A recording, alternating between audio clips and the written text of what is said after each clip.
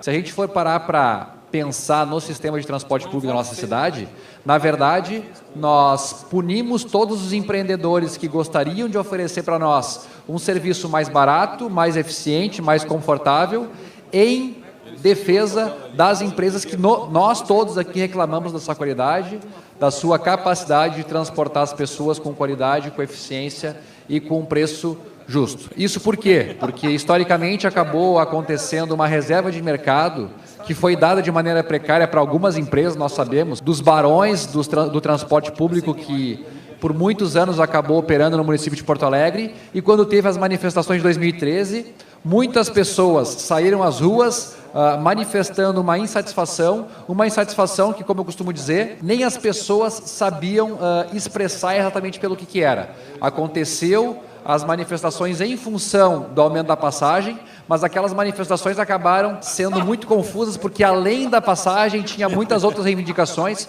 combate à corrupção, combate a privilégios, outros problemas que a sociedade via como sendo também um problema, e aquelas manifestações que surgiram em função do aumento da passagem de ônibus acabaram tendo um efeito colateral ruim para a cidade. Porque, como não era muito claro qual é que era a intenção da manifestação, mas ela culminou com a manifestação em função do aumento da passagem, a alternativa que foi apresentada pelo poder público como solução para as manifestações, como resposta às manifestações, foi a licitação do transporte público na cidade de Porto Alegre. O que parecia ser bom. Infelizmente, nós acabamos garantindo aquilo que nós sempre condenamos: a reserva de mercado para aquelas empresas que nós criticávamos. Então, se nós tínhamos a impressão de que existiam barões do transporte público na cidade de Porto Alegre, após a licitação, isso foi legalizado e se tornou algo institucionalizado na cidade de Porto Alegre. Lembro que o Ministério Público fazia muita pressão para que as licitações acontecessem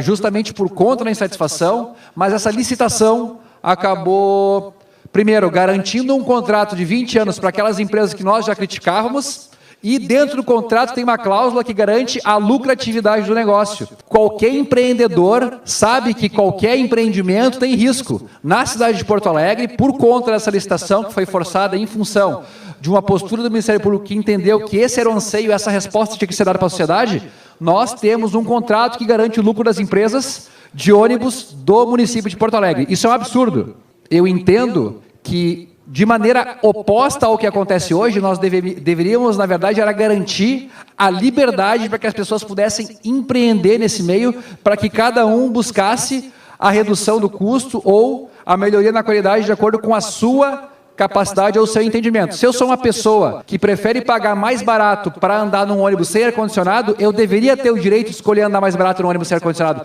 Hoje eu não tenho direito, eu tenho que pagar a passagem cara como se tivesse ar-condicionado, porque um dia a licitação diz que todos os ônibus têm que ter ar-condicionado, então eu que quero andar num ônibus mais barato, não tenho o direito de andar num ônibus que não possua todos os itens de conforto que eu entendo que é melhor para mim. A solução que nós vemos para isso, infelizmente, vai no sentido de termos que romper o contrato com essas empresas que ganharam uma licitação no passado, porque não tem mais sentido, tanto que estamos entrando no ponto de não se ter nem mesmo a garantia da operação dessas empresas, como aconteceu recentemente com a falta de óleo diesel para a frota continuar andando, e como alternativa, inclusive como forma de gerar emprego e renda na nossa cidade, não precisa ter cobrador. Se cada cobrador poder comprar uma van para colocar no trecho, ele vai empreender, ele vai ser o próprio patrão, vai ganhar muito mais dinheiro e vai estar ajudando a cidade com mobilidade, com muito mais eficiência do que hoje é essas empresas que nós sabemos que ganharam no passado uma licitação que não se sustenta a longo prazo e que, infelizmente, todos nós, em alguma medida, acabamos pagando a conta. Mas, só para encerrar, a minha opinião é que esse modelo faliu, nós devemos romper esses contratos, liberar para que cada cobrador e motorista possa colocar o seu ônibus no trecho, garantindo, inclusive, melhor dignidade para ele e mais liberdade para empreender na cidade. E esses vereadores aí falam contra os empresários, ou então dizem assim, não, vamos romper o contrato, e cada motorista coloca o seu ônibus. Como se cada motorista tivesse um ônibus para colocar. É a defesa. Tem gente que quer ser tão neoliberal que defende um transporte, a anarquia completa, cada um vai como quiser. Pois no final da reunião, Matheus, o Melo disse o seguinte: faço um desafio. Ele disse assim, eu faço um desafio para qualquer vereador, vereadora, dizendo que ele entregaria o controle da Carris para quem quisesse administrá-la sem receber recursos públicos. Ele tem dito que são 6 milhões destinados à Carris todos os meses. Eu acho, Pedro Ruas, que nós devemos aceitar esse desafio. Retorno à tribuna para discutir novamente a questão do transporte. Na segunda-feira, inclusive, após a minha intervenção, o vereador Robaina fez as intervenções dele. Um dos pontos que o vereador Robaina me ridicularizou na segunda-feira foi que, quando eu mencionei que deveríamos trazer liberdade para o sistema de transporte da cidade de Porto Alegre, por exemplo, permitindo que o motorista e o cobrador pudessem comprar o próprio ônibus para colocar na linha e prestar um serviço. Eu não consigo entender como uma pessoa pensa, um trabalhador, motorista e cobrador, é bom o suficiente para dirigir quando esse ônibus pertence a uma empresa, no caso ou a Carris ou as empresas privadas, mas ele não tem capacidade de dirigir o próprio ônibus, colocando ele no eixo e para prestar o mesmo serviço que ele presta como funcionário. Eu quero acreditar que as pessoas são capazes e às vezes parece que alguns vereadores querem manter as pessoas na sua posição de empregado para poder dizer que defende esse empregado e os seus direitos trabalhistas, quando todos nós sabemos que se ele conseguisse tirar um empréstimo, colocar esse veículo no trecho e ele mesmo recolher o lucro do próprio trabalho, isso seria muito benéfico para ele e com certeza seria mais benéfico para a cidade, porque aumentaria a oferta de transporte para os usuários. Acredito que todas as etapas que compõem o preço da passagem devem ser abordados com vistas a reduzir o custo da mobilidade na cidade de Porto Alegre. Eu quero parabenizar aqui o vereador Pedro Ruas, quando naquela ocasião entrou com uma ação judicial e conseguiu impedir o aumento que culminou com a discussão sobre a redução dos impostos na mobilidade na cidade de Porto Alegre. Entretanto, eu gostaria de fazer uma pequena ressalva aqui. Eles falam aqui que os empresários da cidade de Porto Alegre, o próprio governo Melo, é a favor dos empresários, dos grandes capitalistas e por isso que é contra os trabalhadores. Na minha opinião, os empresários do transporte público na cidade de Porto Alegre não são capitalistas. Na verdade, eles são estatistas que usam o Estado para proteger o seu monopólio. O que acontece? Teve uma licitação que veio a partir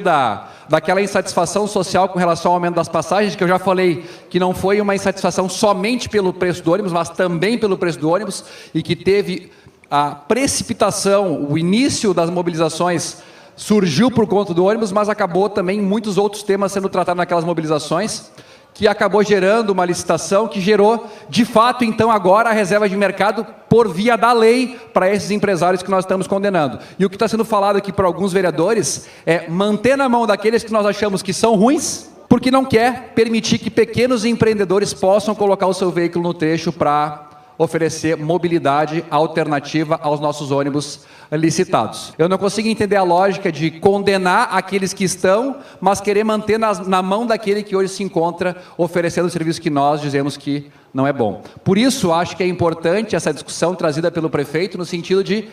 questionar, discutir, pôr à luz sobre o que está acontecendo na cidade. Na minha opinião, como já foi externado aqui em outras ocasiões, devemos permitir que cada empreendedor coloque lá sua van, seu tuk-tuk, a sua Kombi, a sua van escolar para ajudar a mobilidade,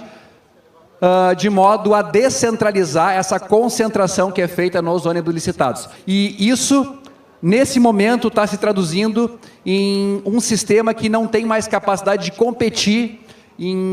com capacidade de fornecer mobilidade para as pessoas. Quando dizemos que as empresas de ônibus não prestam um bom trabalho, nós estamos dizendo que o modelo que nós desenvolvemos não se sustenta mesmo com reserva de mercado. E queria só a última observação, que eu queria entender por que o vereador Robaina mudou de opinião, mas na segunda-feira eu fui ridicularizado por ele, na fala que estava em sessão remota, que os trabalhadores, motorista e cobrador, não teriam capacidade de gerir, comprar um ônibus e manter esses ônibus em operação. E hoje ele propõe a coletivização, e eu ouvi aqui porque eu estava ouvindo de maneira remota, a coletivização da empresa de ônibus Carris. Concluindo, vereador. Se for trazer mais liberdade para o transporte, eu sou a favor de qualquer modelo. E se tiver que contar com o meu voto para coletivizar a Carris, eu falo, eu voto a favor desde que libere para que vans, tuk-tuk e qualquer outro modal de transporte que tenha pessoas interessadas em operar na